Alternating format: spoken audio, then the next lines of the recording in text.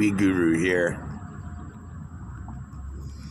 I'm just getting some of my inspiration. It was a good day. Hustled hard to achieve my goals for the day. And so that being said, don't do tomorrow what you could do today.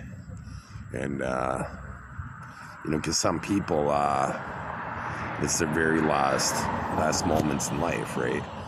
And just because you woke up, there's a good chance you'll survive the day, right? But not guaranteed, right? So that being said, you have to appreciate the things. Like, look at that sunset, right? Like it doesn't matter who you are on the planet, right? That's beautiful. The sunset is beautiful. And it's a silver line, and they say red sky at night, sailor's delight, red sky at morning, sailor's warning, right? So there's going to be some sort of common expression throughout the world that people notice, that we're perceptive enough to be able to make these analogies and correlations basically to they become simplified for us to remember, right?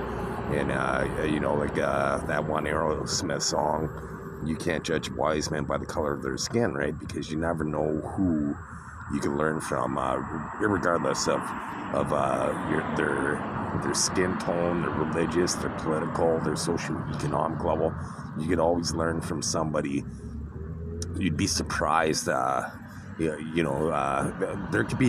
many people that work menial jobs that are just because they want a better life for their kids.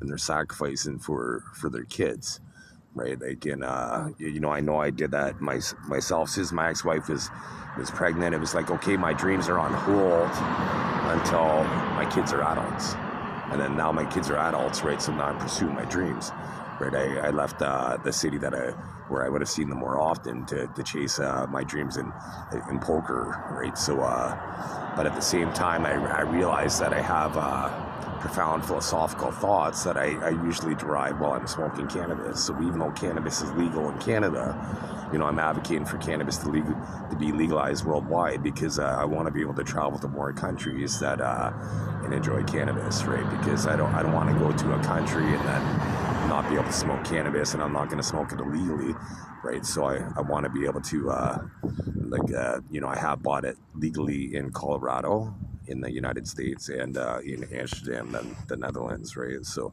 like I will travel to these cannabis locations, right? Because you got to realize I go by the word weed guru, right? They call it a weed. You know why they call it a weed? Because it thrives, right? A weed is so successful that people deem it unworthy, right? But if it was pretty, right? Like dandelions, like to me, they're pretty. Right, like the yellow is quite pretty, right? Like in a green Canada world, right? Like in the summertime, right? Like any color is kind of spectacular, right? In nature, right? So but we see them as a weed because they're so successful, right? And we don't like, as people, we don't like things like we don't like seagulls or pigeons or foxes or raccoons, but these four species, they thrive off mankind, right? And squirrels, right? They thrive off us, but we don't like them because they're so successful because of us. They're almost like parasites for us, right? They're so successful that we just don't like them, right? For some reason, right? Whereas we find them a nuisance because of how successful they are, like to survive and coexist with us, which is unfortunate, right? So, but anyways, like cannabis is the more medicinal term for marijuana, and weed is a derogatory term, but I try to have these philosophical thoughts, and I go by the moniker the weed guru to show that you don't have a diminished intellect. Yeah, you have actually a quite profound intellect, especially if you're developing contraptions to be able to smoke your cannabis, and just thinking the bong and people that like the pressure and the dynamics and the physics that go into that, right? Like so quite a few engineers and a lot of art is derived based on on cannabis, and you know, in a society where you have alcohol legalized, right? Like, you know, just think alcohol requires like chemistry, fermentation, analyzers, and rectifiers, and it required some sort of chemistry understanding. Whereas like cannabis, all it would have taken was a forest fire, and then some cannabis bush it was up in smoke, and then people would buy the bush, felt fantastic after that. And then they're like, hey, let's start growing this crop.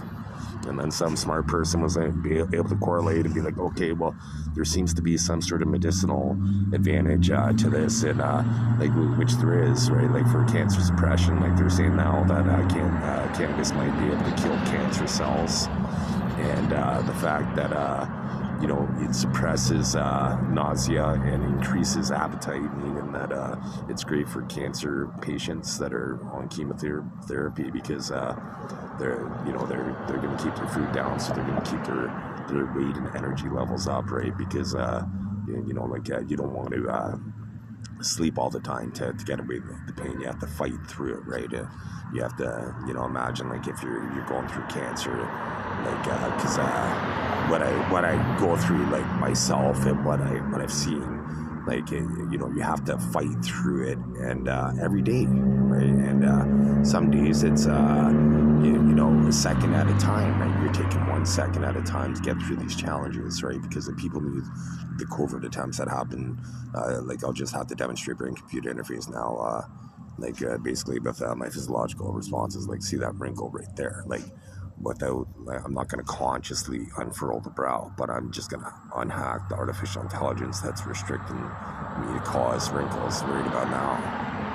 Like you can see how it lessened at that moment, right? And that's brain-computer interface, right? So what I know subconsciously, and it permeates to my conscious level to be able to understand and articulate to the masses, right? So go to change.org/you could be a hero.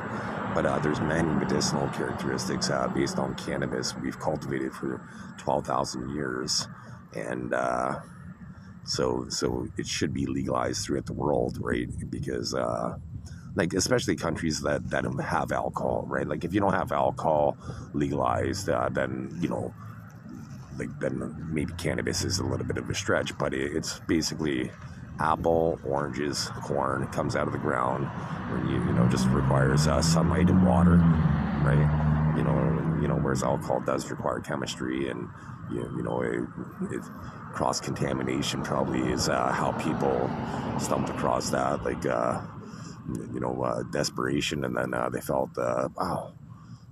We just felt this amazing intoxicating effect off this substance, and you know, and then we stumbled across it. Like there's not I don't know what they're called officially. There is one. We just see lots of these. Oh, that isn't it. It's the wrong leaf. It looked like it. But they have these leaves or these seeds for the plants that when you drop them, they spin like a helicopter, right? So any person would have been able to, like you know, with a certain level of knowledge or engineering aptitude or what have you, could be able to be like, okay, well, we could create flight with this, because we see gravity slow down as the seed, particularly, it's not a leaf, it's a seed, that as it falls down, right, it slows down, right? So then we can put propulsion, and then, right, like Leonardo da Vinci came up with many things, whereas if there was the worldwide internet, we would have had cars a lot sooner, like in the 1500s, right? Like you developed a mechanical line that walked up to the king, stood on its hind legs, and then out came it popped its chest, and flowers or something came out of its chest. It was basically the first robot in my mind, right? Like you know, one of the first ones anyways, that it was amazing what people were able to do to impress the king, right? So impress the king unofficially, which is myself, and the Christian Eric Meyer.